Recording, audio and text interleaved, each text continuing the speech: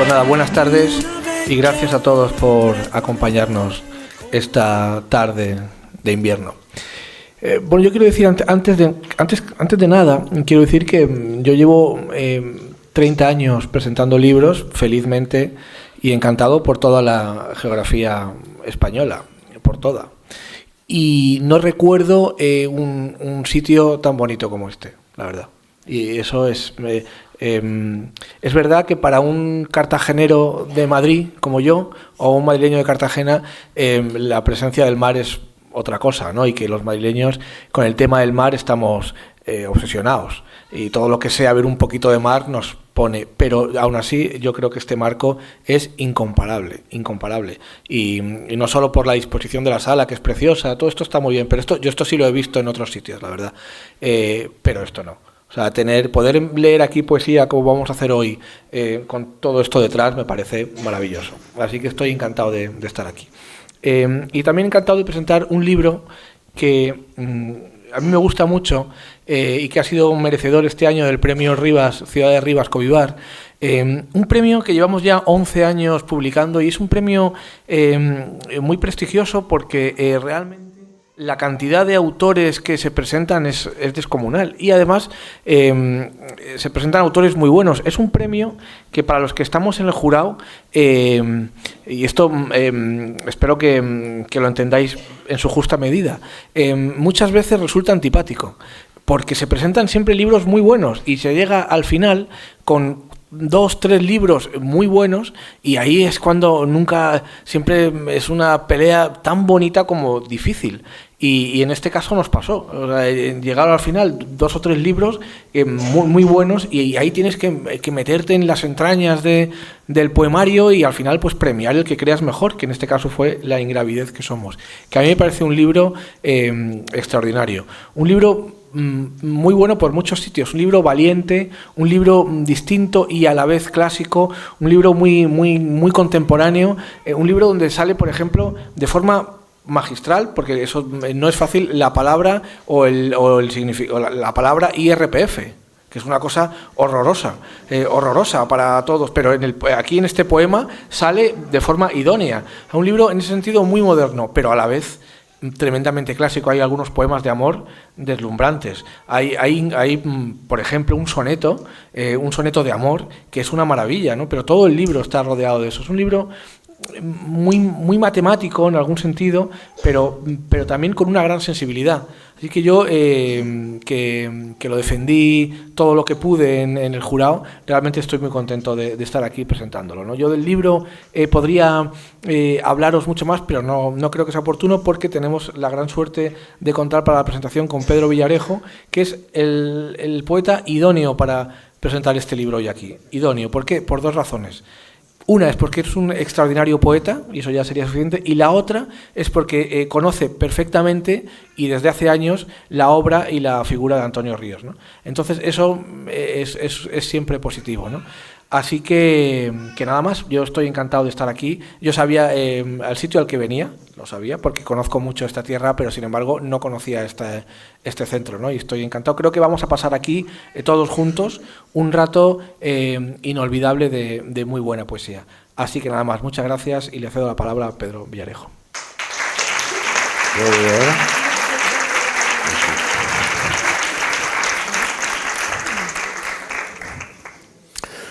Buenas noches a todos.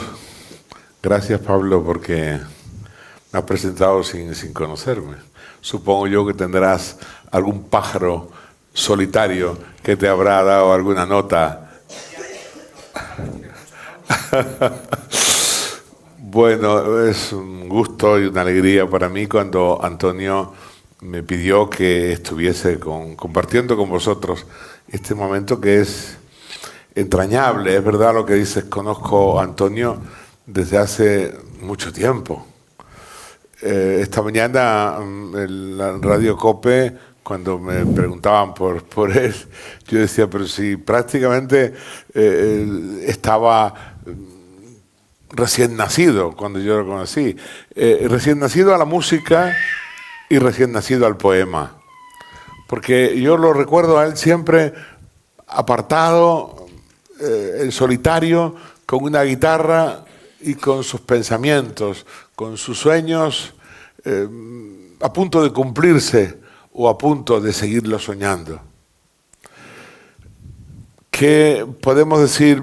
Fundamentalmente comunicarles que este libro es un libro serio, es un libro importante. Leí naturalmente Horizontes Verticales, el anterior, pero yo creo que este tiene otro peso, a pesar de la ingravidez.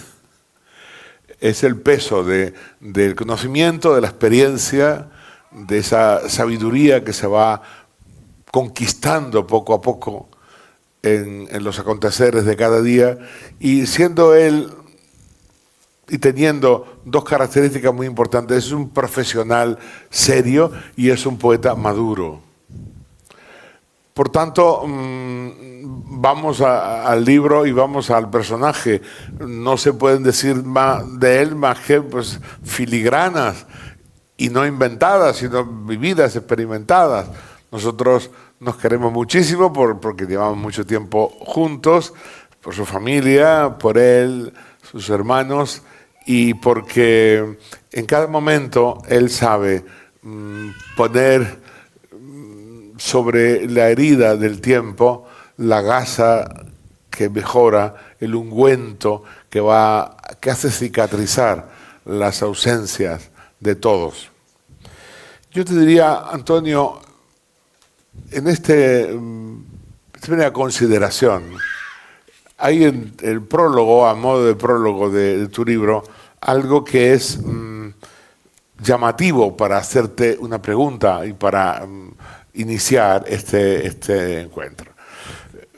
Al final de esta teoría del todo, tú dices: existir acaso sea flotar, ingrávidos como náufragos solitarios a los que mecen y guían dichos elementos. Tales interacciones, los vientos del caos, la esperanza, el amor, la conciencia y la fe, hacia las orillas vírgenes de nuestros propios destinos. Los vientos. Hoy hemos tenido un día ventoso en Estepona. Y yo me acordaba esta mañana, porque nosotros vivimos en unas alturas que nos permiten recrearnos en el zumbido del viento, y pensaba, este viento es porque el mar aúlla, porque dentro de las aguas hay una serie de tempestades que se mecen o se motivan por alguna causa. ¿Qué tempestad tiene que surgir en el alma también de un poeta para que aparezca el viento de la poesía? Bueno, antes de responder a esa pregunta, me vais a permitir daros la bienvenida y agradecer vuestra cariñosa presencia, que es siempre un verdadero regalo. A mis amigos, a mi familia, al ayuntamiento por haberme permitido celebrar aquí en este lugar tan hermoso, catedralicio, ¿no? Estoy muy feliz y una alegría desbordante de saberos cerca, así que muchísimas gracias. Dicho lo cual,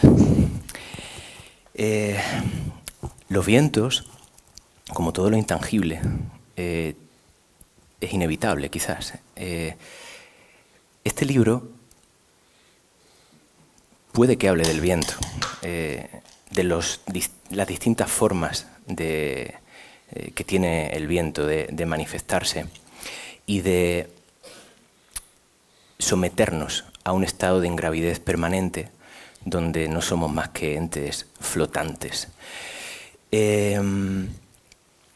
Quise en cada uno de los capítulos poner de manifiesto lo que ya los alquimistas, como bien dice el prólogo, hablaban de los elementos como era el agua, la tierra, el aire y el fuego. La física actual, con otras palabras, habla de la energía gravitacional, la energía nuclear, débil y fuerte, el electromagnetismo. Lo mismo con distintas palabras que ya decían los alquimistas. Y a pesar de todos esos elementos que de alguna manera hacen que todo lo que somos, todo el espacio-tiempo, la materia, se module y se modele a su antojo. Existe lo que los alquimistas llamaban el éter y lo que los físicos, por ponerle un nombre, llaman energía oscura. Quiero pensar que se refieren a Dios, quizás el viento último. Bueno, en el libro, basándome en esos vientos, en esos vientos de la alquimia y de la física, lo que pretendo es poner de manifiesto lo que creo que de alguna forma al ser humano le afecta, concretamente al ser humano, y que hace que sea el vaivén al que está sometido dependa de el caos o la destrucción, la oscuridad primigenia. En segundo lugar, que sería el segundo capítulo, la esperanza, que he querido hallarla a través del arte, quizás concretamente de la poesía, pero el arte como elemento esperanzador, como una brizna de luz después de la oscuridad primera. Tras eso, los vientos del amor. Quizás la esperanza tiende a consumarse y a consolidarse en el amor. El cuarto viento, el cuarto capítulo, la experiencia, la toma de conciencia, que también de saberse mortal, la cercanía ya a la finitud de uno mismo, y, por ende, el quinto capítulo, la fe, cuando ya realmente, creo que fue Cervantes quien decía que no tiene nada, le queda a Dios todavía. Es el quinto capítulo, el de alguna forma, el viento de la fe que también nos modula y nos somete. Todos esos vientos, el caos, la esperanza, el amor, la experiencia y la fe, en mi caso, y creo que de una forma general, nos condicionan y nos someten y bueno, somos ingrávidos por eso, y esa es la ingravidez que somos. No nos retiremos de los vientos todavía.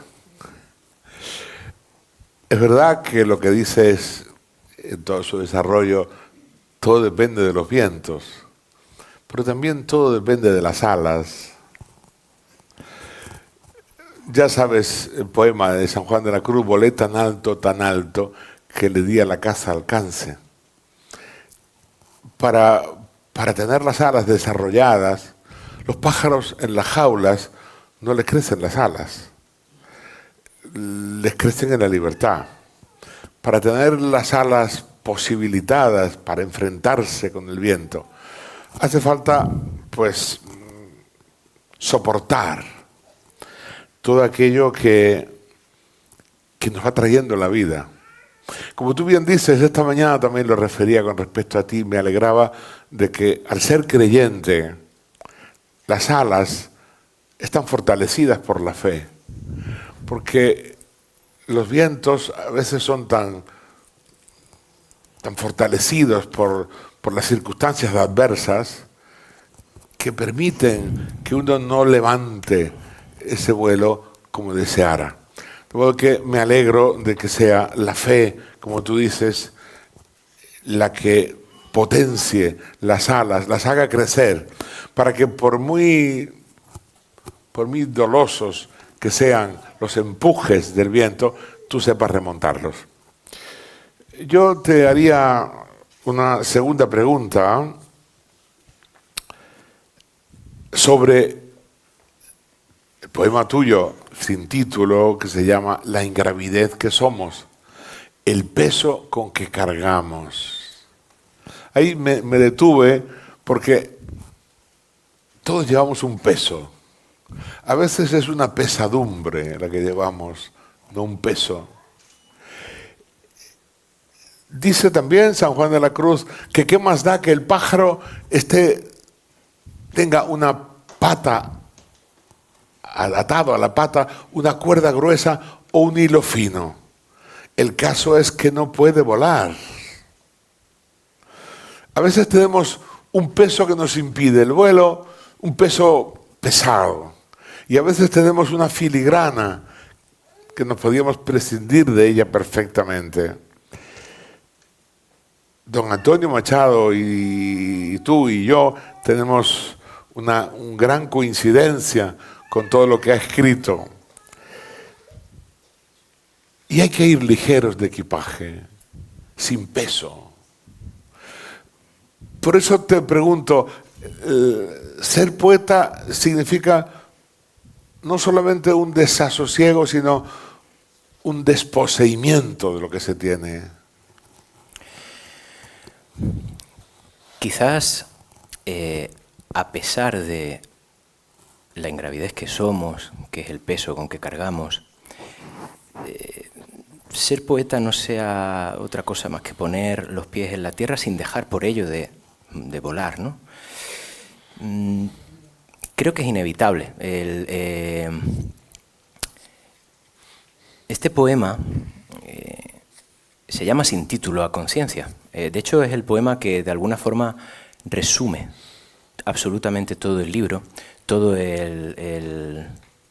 quizás el hilo argumental. El propio capítulo, el capítulo tiene solo ese poema, se llama Momento Cero, que se supone que es veréis que el libro va de la mano de conceptos físicos, desde el prólogo que se llama Teoría del Todo hasta los capítulos que es Primera Interacción Fundamental. Este capítulo cero se llama Momento Cero, que es el momento justo antes del Big Bang, antes de todo. Entonces, se llama Sin título porque considero que no tenemos capacidad para realmente dar por terminados los conceptos, porque realmente la ingravidez que somos quizás se ponga totalmente de manifiesto cuando asumimos que somos un sin título. Es decir, realmente no podemos asirnos a nada, más que a lo que creemos. Los poetas, quizás, lo que hagamos es tratar de nombrar lo innombrable, tratar de, a pesar de la ingravidez, pues eso, asumir el peso de la ingravidez y quizás como Ícaro, volar, solo que nuestras alas no son de cera en este caso. Son alas... Son de luz. Son alas luminosas. Muy bien todo lo que respondes. Creo que va a ser muy, muy emocionante en la lectura de este libro, que está muy bien editado, está elegantemente editado, ¿no? Así que felicito a Vittorio por ello, porque no todas las cosas tienen la elegancia necesaria para adentrarse en ellas.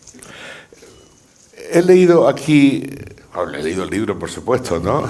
Detalladamente. Todo cuanto ha pretendido surcar no es más que la huella de sus sueños.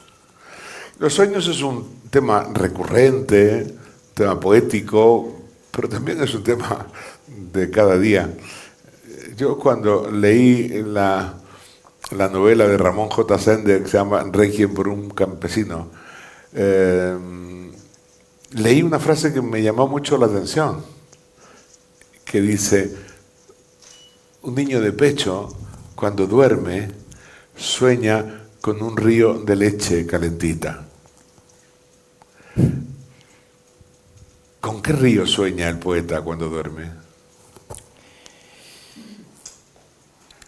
Sueña con los ríos del sueño, valga la redundancia. Claro, quizás el poeta no sepa muy bien distinguir sueño de vigilia. En uno de los versos de la última parte, digo algo así como: cualquiera vive al final, y por si acaso la vida fuese real, no solo un sueño, que también. El poeta vive soñando, por lo tanto sueña quizás con todo aquello que una vez que abre los ojos, pues no ve. eso que yo llamaba, ¿no?, los horizontes verticales, esa forma de soñar despierto, creo que es el alimento del poeta. No es una evasión de la realidad, ni mucho menos. Es mejorar la realidad. Quizás solo a través de las ilusiones que los sueños permiten, se pueden realmente sacar determinadas conclusiones que el día a día, algo más prosaico, no nos permitiría. Por lo tanto, un poeta inevitablemente, y aún despierto, sigue soñando. Muy bien, 2 preguntas más, porque después tienes que leer tus poemas y no es bueno que cansemos mucho al personal tan atentamente escuchándonos. 2 preguntas más, una de ellas, todas referidas naturalmente a tu libro. Tú preguntas aquí o asumes, más que como respuesta, las prostitutas del Barrio Rojo saben bien que sus sonrisas son mentiras que siempre dicen la verdad. Tú eres muy amigo de las contradicciones, muy amigo de los reveses literarios. Y yo te pregunto, ¿qué es la verdad? Se lo preguntaron a Jesucristo. Dice el evangelista, Jesús autentachevas, y Jesús se cayó. ¿Qué es la verdad? A Jesucristo se lo preguntaron. ¿Es lo que nos pasa cada día o lo que tenemos necesidad de que nos pase? Diría que la verdad es un horizonte quizás inalcanzable, porque es cierto que la verdad también depende mucho de quien esté juzgando, ¿no?, y diciendo esto es verdad o esto no lo es. Yo soy yo y mis circunstancias, que diría Ortega. Por lo tanto, la verdad es un asunto complicado. Quizás haya un conjunto de creencias que, agrupadas, puedan tender a la verdad. Y quizás ese conjunto de creencias más o menos absolutas, pues puedan ser una forma humana de verdad. Pero la verdad creo que es un concepto prácticamente filosófico que es complicado de definir más que desde el subjetivismo. Por lo tanto, diría que debemos estar abiertos a distintas acepciones de la verdad, sin que por ello sea un problema asumir que quizás si hay una amplia mayoría de pensamientos que tienden a un determinado punto, quizás, y solo quizás, eso pueda ser una pseudo verdad. Pero es cierto, y cada vez más no concibo verdades absolutas. Y quizás de eso trate también la fe, volviendo a la fe. La fe al final es... Una vez me lo dijiste tú, no dejaba de ser una especie de salto al vacío. Y saltar al vacío tiene su riesgo, tiene su incertidumbre, tiene su ingravidez.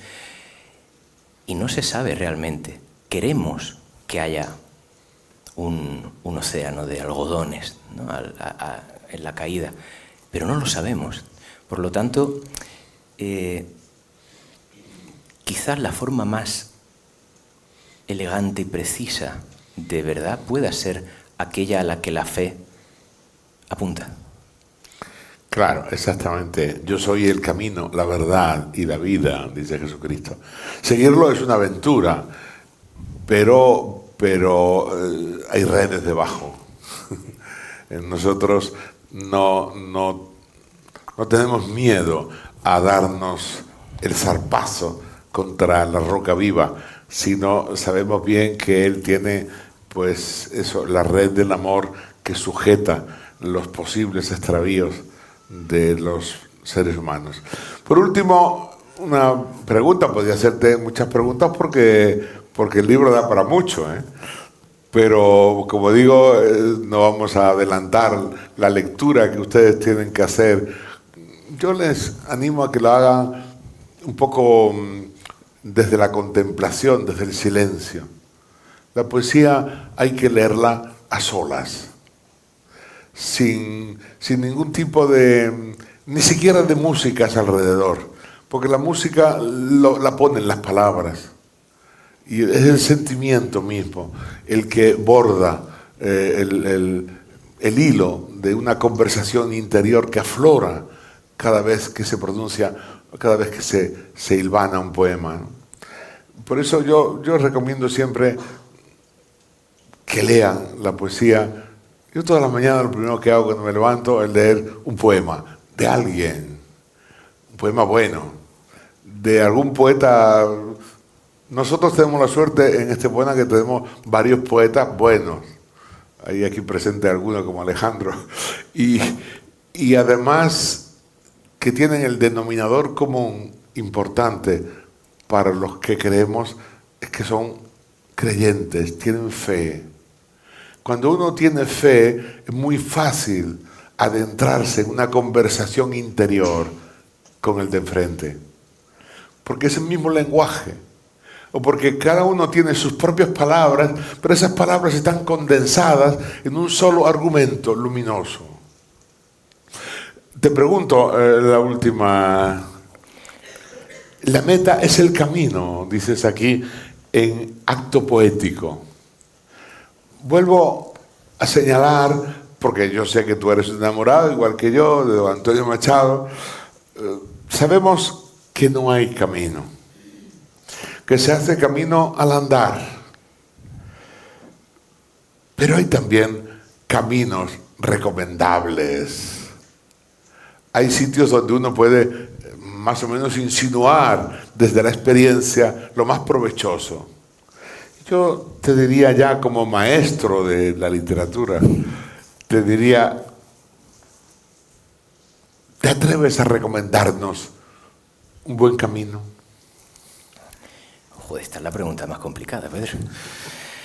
Por eso te la he hecho.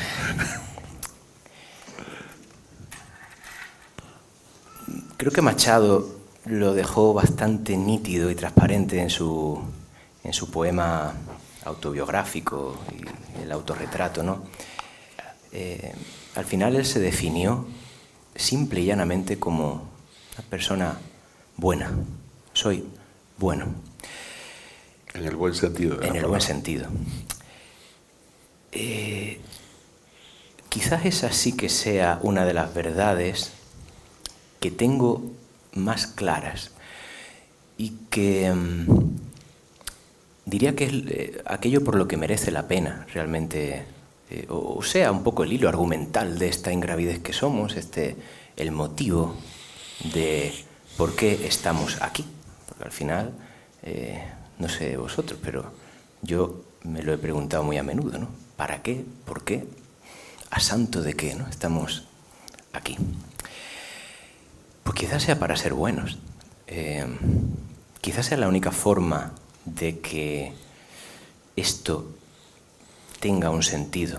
El amor, al fin y al cabo, como justificación del ser, creo que es el verdadero camino. Cuando hablo de amor no me refiero al amor conyugal, al amor familiar, me refiero a todas las infinitas formas de amor, desde el amor a un árbol hasta el amor a tu compañero de trabajo, sobre todo el amor a ti mismo, que muchas veces se nos olvida. Creo que si somos capaces de, como decía San Juan, donde no hay amor, pon amor y hallarás amor. Si somos capaces de que el amor en todas y cada una de nuestras manifestaciones como seres humanos sea el acento, sea el idioma, creo que estamos en el buen camino y asumiendo que la meta es el camino en sí mismo, es decir, no no es... Quizás los medios justifican al fin en este caso, es decir, ser amor es el fin, ser realmente una persona que ofrece amor hacia sus amigos, hacia su entorno. Ese realmente es el camino y en sí mismo la meta, la razón primera y última, que justifica esta caída libre en la que estamos, que es el vivir. Yo tengo que concluir diciendo que ni Antonio sabía lo que yo le iba a preguntar, ni acaso yo sabía hace poco tiempo cuáles iban a ser mis preguntas. Te lo creo. Pero lo cierto es que entre dos, decía Santa Teresa de Jesús, qué bueno es que dos almas se entiendan. Cuando se entiende uno con una persona, pues no hace falta atrezos diferentes a la improvisación del amor, como decía Antonio, que tiene sus radiales, sus esferas en el comportamiento. Debajo de este libro, de estas páginas oscuras, de esta portada negra, hay mucha luz. Léanlo con sentimiento.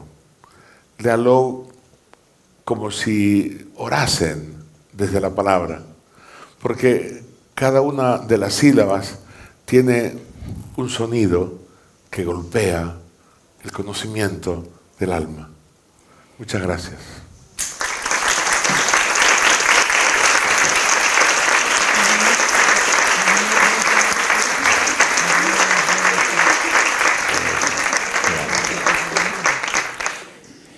Bueno, he salido airoso, ¿no? Perfecto. Muy buenas preguntas, Pedro. Gracias. Bueno, pues voy a acabar haciendo un repaso de cada uno de los 5 capítulos del libro, con un poema de cada uno de ellos, bueno, que no tiene por qué ser mi favorito del capítulo, pero quizás sí suficientemente descriptivo de lo que pretendo decir. Entonces, ¿sigue? ¿Sí? La primera interacción fundamental, en este caso, el primer viento, es el caos, la oscuridad primigenia. En este poema, de alguna manera la oscuridad la traslado al propio ser humano.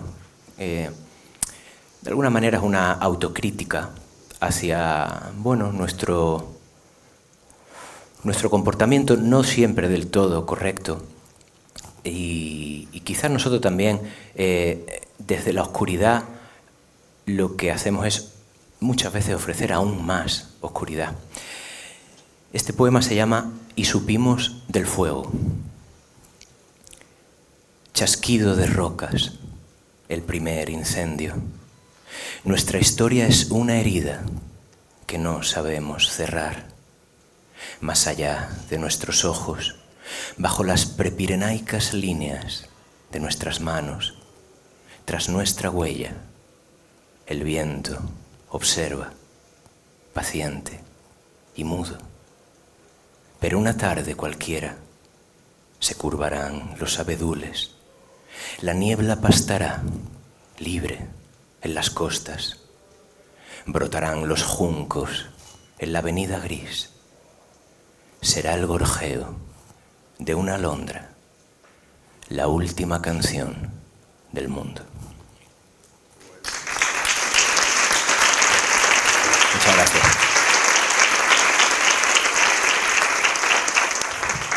Muchas gracias. El segundo capítulo deja atrás la oscuridad y abre una puerta a la esperanza. En este caso, yo la abro a través del arte. Este poema es una conversación entre uno mismo y, bueno, acaso su musa, aquello que de alguna forma le ha salvado del naufragio. El poema se llama Orografías. La belleza es la imposibilidad de lo imposible, me dices. y en tu mano anidan, ligeros, varios pétalos de jazmín, blancos como lágrimas de nieve fresca que aproximas, sin mácula, a mi rostro. Inhala su aroma fractal, que repose su sexo invisible en tus labios. Desnúdate, me dices, y sé que un poema no es sino la pira funeraria del lenguaje, exequias, la orilla última a la que acuden, oh solemnes cetáceos, a desangrarse y morir de tanta vida las palabras. Y ahora tú que conoces de las galaxias su anhelo, su luz irreversible, dejaré que me devores, dejaré que me conviertas en tu más fiel espejismo, me dices. Y en silencio, las montañas se han comenzado a mover. Muchas gracias. Gracias. Tercera interacción fundamental. La consecuencia de la esperanza, pues quizás sea el amor. En este caso, este poema, que como os decía, el libro se permite la licencia de danzar con conceptos astronómicos cada vez que puede. Aquí quiero hacer de alguna forma una analogía de el origen de todo, del propio universo, como símil con lo que el amor produce, ¿no? El origen de tu propio universo quizás también sea el amor. Me van a permitir dedicar este poema a Alicia, a mi mujer. Se llama Del beso y sus cosmogónicas consecuencias. Cuando posas tus labios en mis labios tuyos, invoco la génesis del orbe.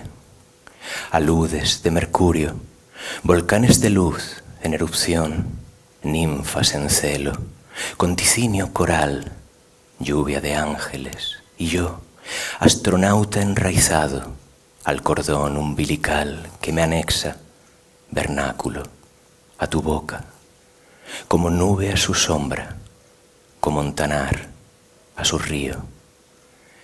Invocas los orígenes del cosmos cuando poso mis labios en tus labios míos.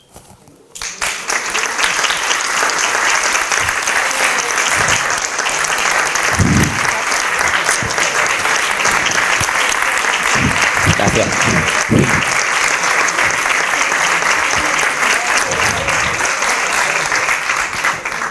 Lo mejor del poema ha sido el beso final. Gracias, gracias. Así cualquiera. Bueno, pasamos al penúltimo capítulo, donde ya tras el amor, pues bueno, es un capítulo de la experiencia, de la madurez, del reconocerse finito. De alguna forma, entender que la muerte es también la vida. Este poema se llama I've seen the future, brother, it is murder. Mientras buscas aparcamiento, piensas, ¿cuándo fue la última vez que viste la nieve? Que tocaste el blancor de ese agua cristalizada. En la radio del vehículo, un señor especula, con la posibilidad cada vez más violenta de que un tsunami sin precedentes anegue las costas occidentales andaluzas. No le prestas atención, como a todo lo que supones ajeno, lejano, pero en su tono de voz pausado y subterráneo parecieras oír al mismísimo Leonard Cohen, y sonríes y comienzas a tararear The Future, y es entonces, después de varias decenas de vueltas a la manzana, cuando adviertes que no tienes coche, siquiera sabes conducir.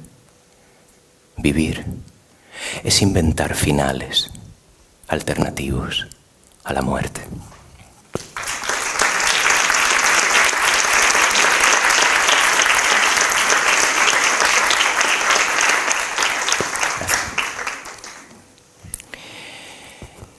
Bueno, y el último capítulo, como comenté, ese éter, esa energía oscura, es el capítulo de la fe, en el que, de alguna manera, asumiendo esa ingravidez, pues, quiero creer que con la fe tengamos alguna forma de sobrevivir a la caída. Estoy entre un poema u otro. Bueno, me voy a decantar por... Hubo una serie, antes de que Netflix pues monopolizase nuestras vidas, que a mí me atrapó y se llamaba Perdidos, Lost.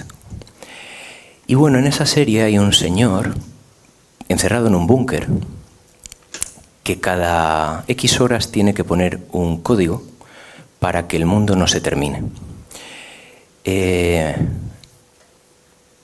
Este poema se titula como ese código que tiene que poner el bueno de Desmond: 4, 8, 15, 16, 23, 42. Te santiguas, introduces el código. Dios es un bien de primera necesidad. En su búnker, algunos lo llaman cuerpo. El alma trata de descifrar las proporciones áureas que orbitan como galaxias pretéritas, el envés de una mirada. Hay segundos que pesan un siglo. El alma aprende a esperar, a deshojar las cuajadas de arena que en los relojes del viento pierden la fe. Cualquiera vive, al final, y por si acaso, la vida fuese real, no solo un sueño, que también.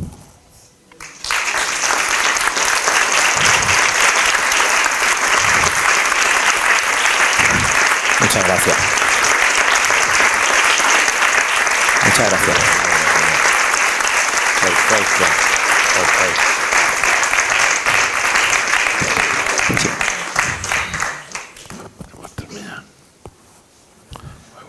Bueno, pues yo creo que Antonio nos ha podido hacer una pincelada muy hermosa del libro que tiene entre manos. Y nada, yo la verdad es que he disfrutado mucho de la lectura. Quería volver a agradeceros a todos vuestra presencia. Y bueno, ahora nos queda seguir disfrutando del libro.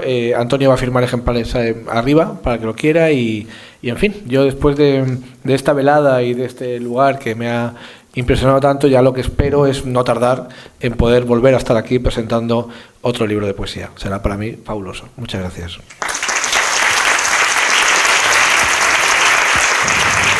Muchas gracias. Gracias. Pedro, Pablo, gracias.